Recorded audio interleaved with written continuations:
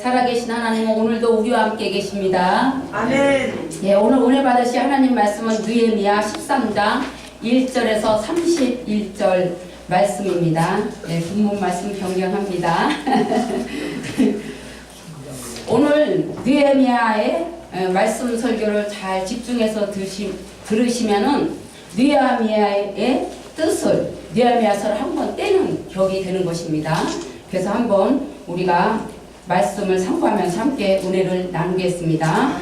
먼저 느헤미야에 대해서 살펴본 후 본문 말씀으로 들어가겠습니다.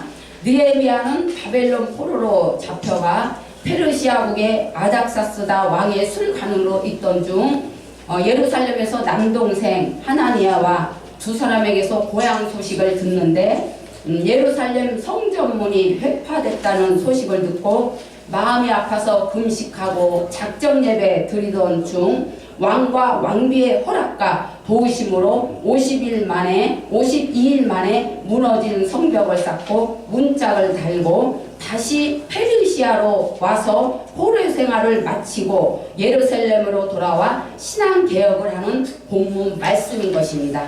할렐루야. 그럼 어떤 신앙개혁을 했는지 말씀 속으로 한번 들어가 봅시다.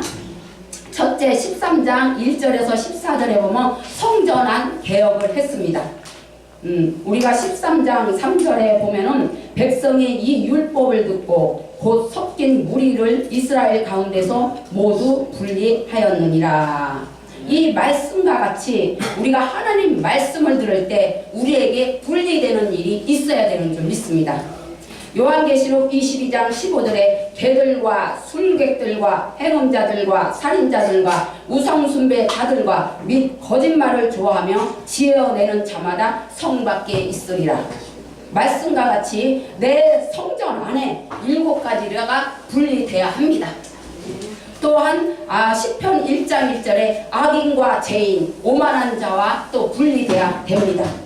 하나님 말씀을 들을 때 암몬과 모압 일부 잡족들과 분리돼야 합니다.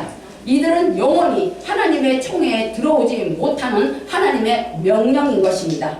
예수 그리스도를 믿는 자가 변질되어 교회와 또 성도가 잘 되는 것을 싫어하고 방해하는 것, 그것이 바로 모압이요 암몬이라는 거예요. 할렐루야. 우리 속에 하나님 말씀을 들을 때 모압과 암몬이 분리되기를 예수 그리스도 이름으로 축원합니다. 13장 4절에서 9절에 보면은 성전 안에 악을 제하여야 합니다. 제사장 엘리야십이 도비아에게 성전 안에 거룩한 기물을 두는 곳에 큰 방을 꾸며주고 거하게 한 것을 개혁한 말씀이에요. 성도님들은 한번 생각해 보세요.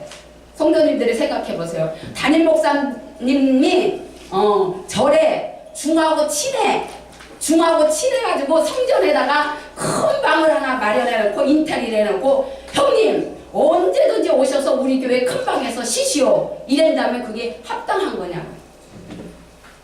원불교와 또 요하 증인과 그런 사람하고 담임 목사님이 친하게 지내면서 축구를 하고 형님 아우 하면서 지내는 것이 성경적이냐 이 말씀인 거예요. 판자리 가십니까? 네. 지금 그런 말씀의 상황을 말하고 있는 거예요.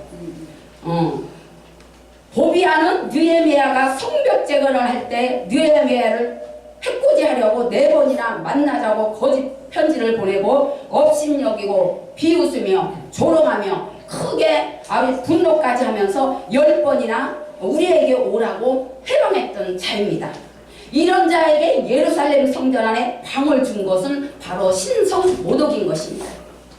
13장 10절에서 13절은 뇌인의 몫을 떼어먹은 뇌인들이 도망한 것을 회복시켰습니다. 교회 안에서 봉사와 헌신하는 일하는 면목 아래 가난한 전도사님들의 목을 주지 않는 곳도 많습니다. 개혁해야 하는 것이에요. 개혁해야 합니다. 교회 안에서 담임 목사님 돈이 너무 많아 돈에 깔려 변질되고 타락해서 직원의 봉급을 떼어먹고 전도사님들과 저거 한 사람들은 어떻게 해요? 없어서 없어서 하나님 일을 못하고 세상으로 나가는 그러한 일들이 비일비재하게 일어나고 있는 것입니다. 둘째, 15절과 17절에 생활의 개혁, 안식일 개혁을 했습니다. 레위인의 몸을 정결케 하고 성문을 지킴으로 안식일을 거룩하게 했듯이 주일날 교회에 잡상인 못 들게 하는 것 또한 중요합니다. 몸을 거룩하게 하는 것도 해야 하는 것입니다. 20절과 21절의 사건을 제가 20절과 21절을 한번 읽겠습니다. 장사꾼들과 각양 물건 파는 자들이 한두 번 예루살렘 성 밖에 자므로 내가 그들에게 경계하여 이르기를 너희가 어찌야 성 밑에서 자느냐 다시 이같이 하면 내가 잡으리라 하였더니 그 후로부터는 안식일에 그들이 다시 오지 아니하였느니라. 아멘. 이 일 계기로 이것이 척결되고 개혁을 됐으면 좋은데 계속 이런 일을 반복함으로 어떻게 해요? 반복함으로 인해서 마태복음 19장 23절과 25절에 바늘기문을 만드는 일까지 벌어지는 거예요. 신약에 일어서서. 바늘기는 어떻게 해요? 부자가 천국에 못 들어가고 가난한 자가 천국에 들어간다 그런 말이 아닌 거예요. 바늘기는 예루살렘 성전에 들어가기 위해서는 자기 몸만 겨우 이렇게 빠져나가게끔 이렇게 만들어놨어요. 왜? 장사꾼들을 들어오는 것을 방해하기 위함이에요. 그래서 거기에 바늘기 문, 아주 작은 문을 만들어놨다 이런 뜻인 것입니다. 할렐루야. 또 결혼은 교회를 하나 세우는 것과 같습니다. 그런데 하나님이 주신 짝인지 아닌지도 귀도 없이 일을 먼저 저질러 놓고 올무가 되는 것도 많이 있습니다. 기도에서 하나님이 주신 짝과 결혼한 것이 최고의 축복이요 하나님의 뜻인 것입니다. 할렐루야. 결혼개혁을 해야 됩니다. 믿는 자는 결혼개혁을 해야 되는 거예요. 또 믿는 자라면 해야 되는 것입니다. 할렐루야. 셋째, 28절과 31절에 제사장 개혁, 직분 개혁, 언약 개혁을 했습니다. 이 시대 제사장 손자가 산발락의 사위가 대단히 구약에는 엄청난 일이잖아요. 그죠? 제사장이 손자가 산발락과 결혼했어. 이거는 도비아와 같은 자. 예루살렘 성전을 짓는 데 있어서 함께 그것을 방해하고 느헤미야를 죽이려고 깨했던 그런 분류의 사람이라는 것이에요. 2장 10절 이하를 참조하시기 바랍니다.